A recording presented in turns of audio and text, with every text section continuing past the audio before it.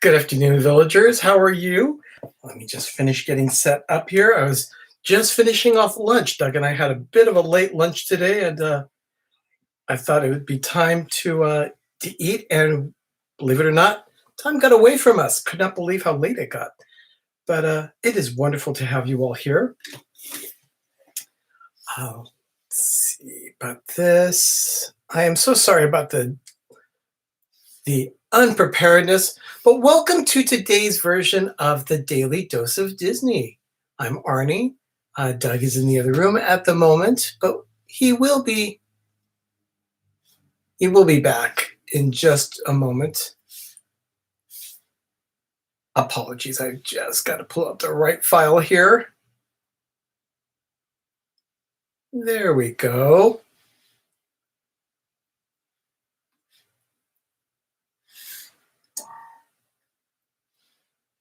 Again, I'm so sorry about being unprepared for this. I am looking at the chat here. I see Judy. I see Mike. I see Samantha. Thank you so much. Hello, Fisher Fun Ventures. Captain Akron, welcome into the stream. Cynthia, Candy Mom. Hello, Donna Jaworski. Wonderful. Everyone, thank you so much for being here. It is wonderful to have you all here.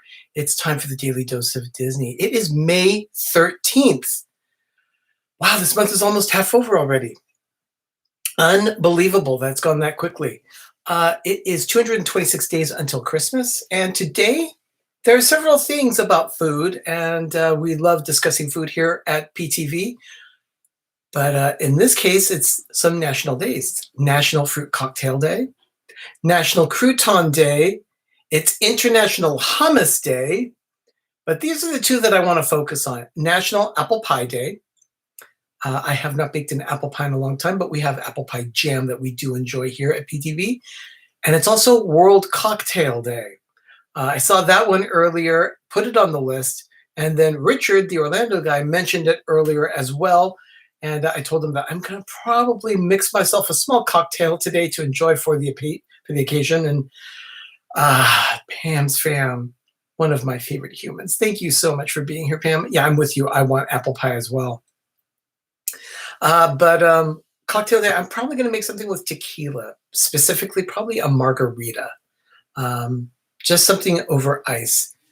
We do enjoy the occasional. We call that this one particular. It's a cranberry margarita. It's our house cocktail. It's the one that we make when we're just feeling like making something. That's it. I see Todd is in the house and Arjohn's is here as well. Thank you so much, guys, for joining. So yeah, I'll probably make a cranberry cocktail a little later today. I do enjoy the cranberry cocktails that I make here. It's very simple. It's just cranberry juice. It is some lime juice, tequila, and also an orange liqueur. I usually use Grand Marnier, but Cointreau will do in a pinch as well. So anyway, let's get to some history here. 1942. I brought this one up. I usually don't mention when movies open overseas, but in this case I did because of how significant it was. Pinocchio. Pinocchio was released on this day in Switzerland. Switzerland, of course, is a place of neutrality. And that was important because at this point, 1942, Europe was in the midst of World War II. So Switzerland was neutral territory there. So that meant that a lot of people could go to Switzerland or could walk around freely without the worry of war. So Pinocchio was released in theaters in Switzerland. They didn't have to worry about it at that point. So 1942. 1949 on this day, the Firehouse 5+2. I've mentioned them here on the show before. It's a Dixieland jazz band from Disneyland, actually the Disney Studios, and the employees formed it. Not all of them were big deals. Some of them were just, smaller employees, but one of them was like one of the 9 old men. So they got together on this day. They started recording their very first studio album. That was in 1949. They went on to do many albums, and they were together professionally for over 10 years. They played into the 60s, quite frequently at Disneyland. They had a lot of fun at Disneyland doing that. So other people that have joined us, thank you so much for being here. I really appreciate everyone being here for the Daily Dose. 1971. This one was almost a foreshadowing of over 20 years. Singer-songwriter Elton John visited Disneyland for the very first time. He was on a U.S. tour. This was the second tour that he'd done, but in this case, he was in Anaheim. He was going to do a concert at the Anaheim Convention Center the next day. So on May 14th, 1971, Elton John played the Anaheim Convention Center in Orange County. The Anaheim Convention Center is very close to Disneyland. As a matter of fact, if you're on California, the Incredicoaster, what used to be California Screamin', you can see the convention center because it's just right across the street from Disneyland. The street out there is Catella Avenue, and the convention center is right there. Quite frequently, a lot of people attend conventions there, and they mix Disneyland right in with it. Lots of hotels in that area as well. So it's a wonderful place. The convention center is right along the backside of Disney California Adventure. I have actually sung at that convention center.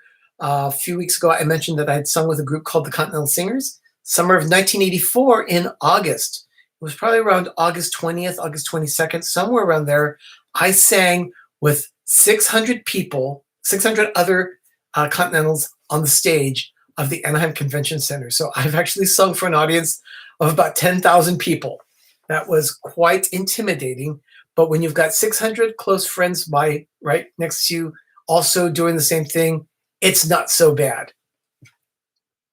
Let's move forward a couple decades to 1992. This date was significant at Disneyland, and that's because on this day in 1992, a nighttime show premiered along the rivers of America.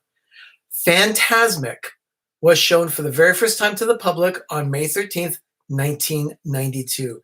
This was a huge deal. Dougie, Waltograms, I must say, beautiful collection that you showed us earlier. I loved the collection of all the Disney paraphernalia that you showed. Just absolutely delightful.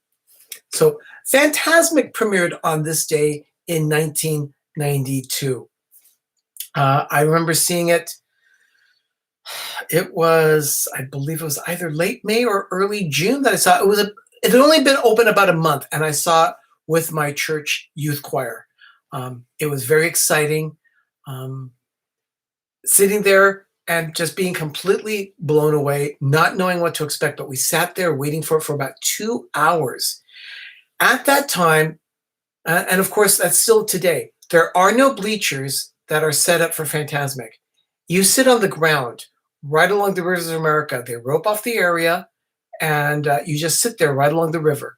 The thing is that now it's handled a little differently. They have Fast Pass for Fantasmic, so you have to get a ticket in order to see the show. Otherwise, it's just like, I think they have a little area that's like first come, first serve. But if you've got a ticket, you're guaranteed a seat to get in there, so you don't have to sit there waiting for 2 hours. It was a 22-minute presentation, featured fireworks, live actors, water effects. I remember seeing Ka come down along the first time. It just blew me away how big he was and his eyes shining right down on the audience. That was amazing. I've seen a couple of other people join. Jeffrey Resendez. I've seen Queen Harriet and Rob Fuzz. Noah, thank you for being here. 1997. Let's move on from Fantasmic. Of course, they also debuted in 1998 at Disney MGM Studios. But 1997, on this day, this is a significant day also. In London, on this day, the first production for London of Beauty and the Beast premiered at the Dominion Theatre in the West End. So, yeah, Beauty and the Beast. Finally, a show premieres in America and then moves a production to London instead of the other way around, which is the way large productions usually are. Also on this day in 1997, something very significant happened at Disneyland. Now, I don't have Doug's gloves on. They are reserved for him. I mean, his gloves are right here. However, I want to show you a couple of things. This is a sippy cup that I got at Disneyland in August of 1997. And accompanying this sippy cup was this popcorn bucket, also from Disneyland in August of 1997. You'll notice it says Orville Redenbacher. This show is called Light Magic.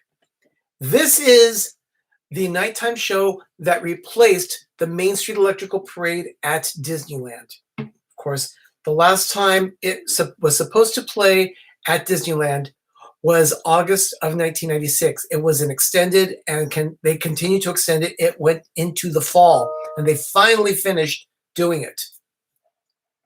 1997 was a very dark summer for Disneyland.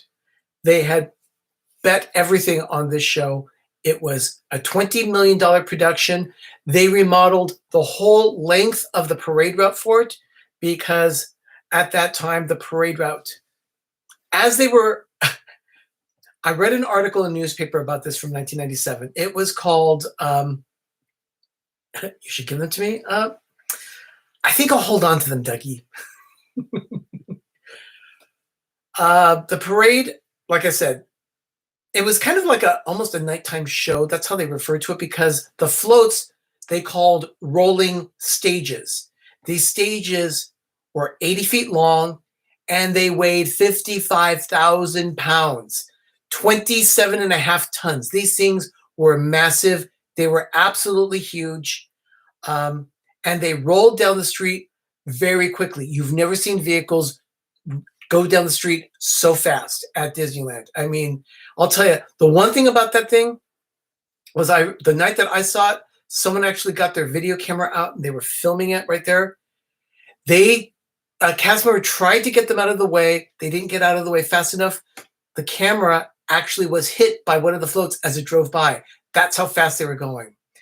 Welcome into the stream, Sports City. Great to see you. And Happy Lux, welcome in. Thank you so much for being here. There was so much about these floats. Like I said, $20 million. They remodeled the whole area along Small World Mall, and the show was an absolute disaster. It was horrible. They had plugged it saying that it was talk about the speed. I would say they were easily doing somewhere between 10 and 15 miles an hour down Main Street. That is incredibly fast for those floats because, vehicles shouldn't drive down that fast unless they know they've got a clear way. And of course, they did. But this person that had their video camera in front of them did not see that. They didn't understand the show. Not many people had seen the show by this time because this was just in August of 97. So the show had barely been playing 3 months. Hello, Russ Stapleton. Thank you for being here. So it was a big deal. This person's camera just flew down the street, of course, broken. I'm sure he tried filing a claim with Disneyland, but of course, that wasn't going to happen.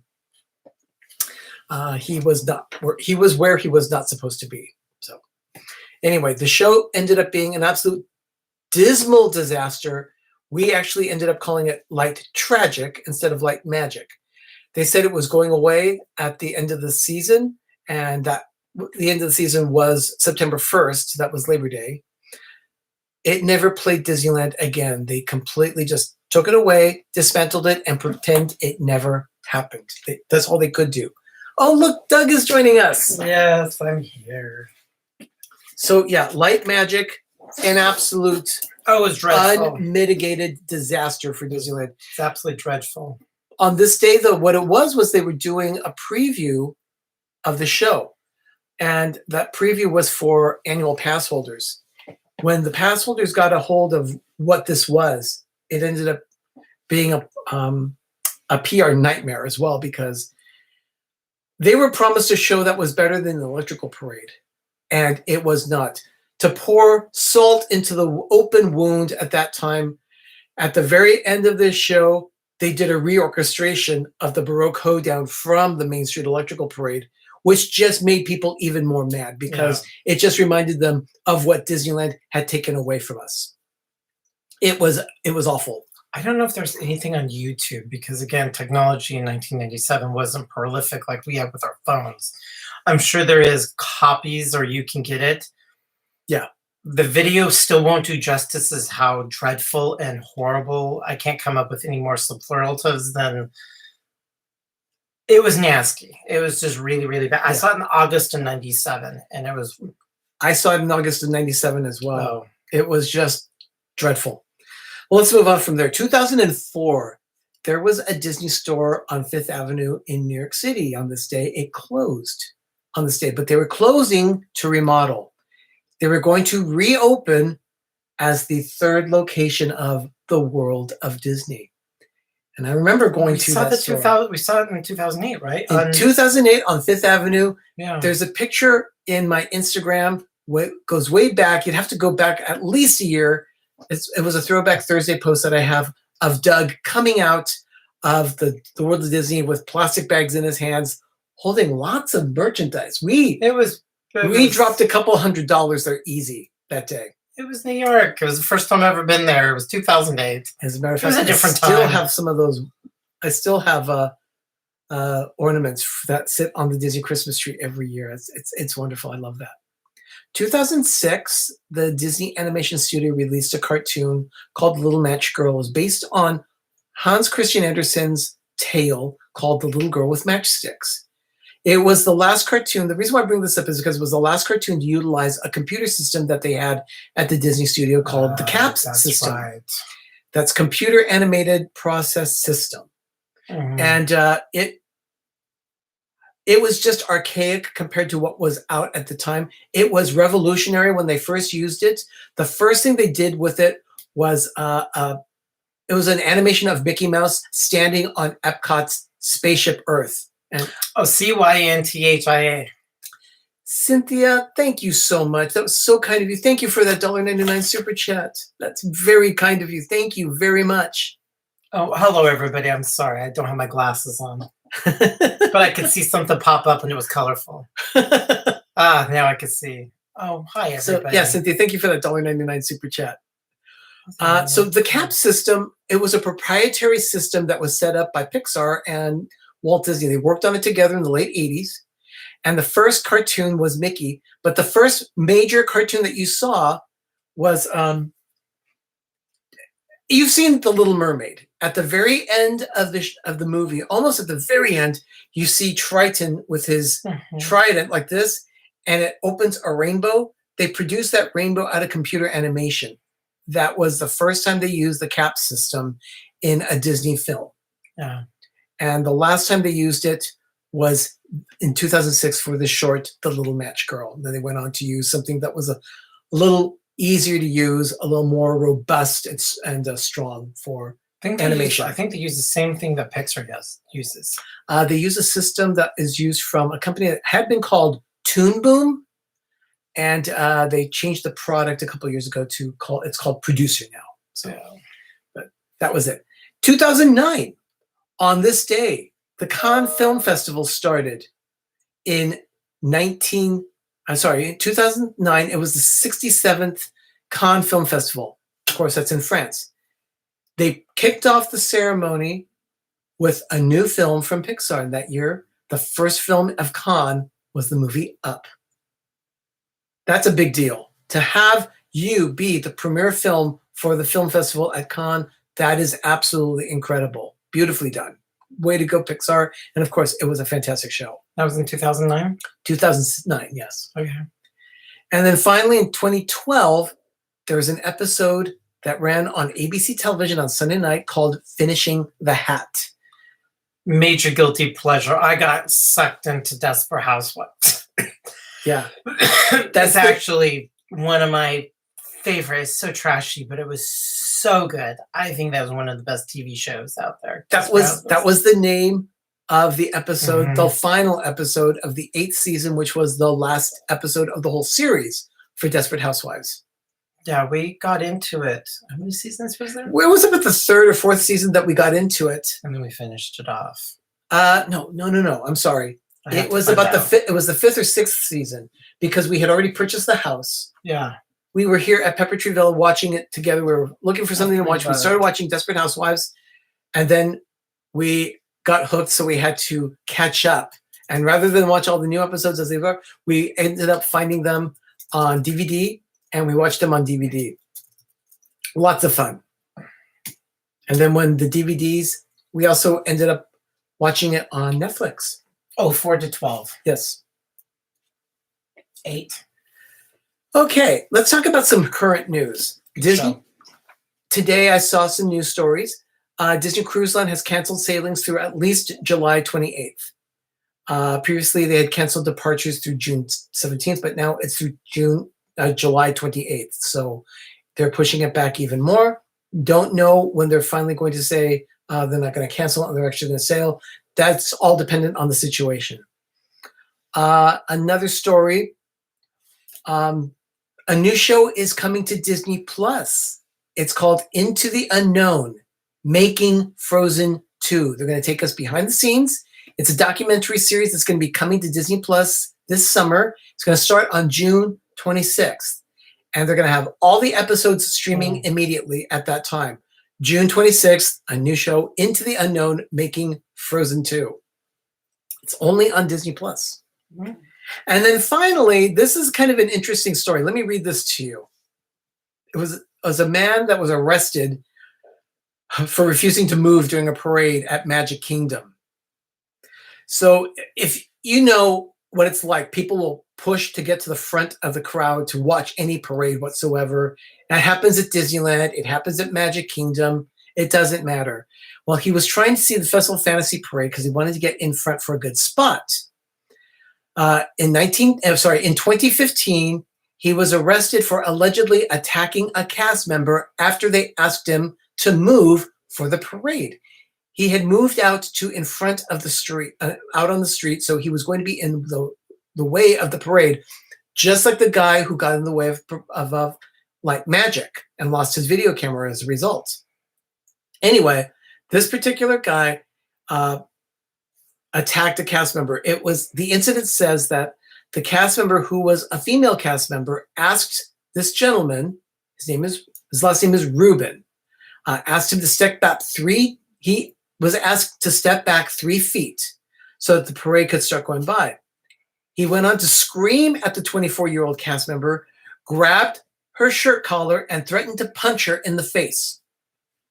Now, Ruben denies touching anyone and simply said that he didn't want to be separated from his family, who'd gone off to get snacks. But I guess that didn't quite tell the whole truth. He pled no contest and was fined $100 plus court costs at that time.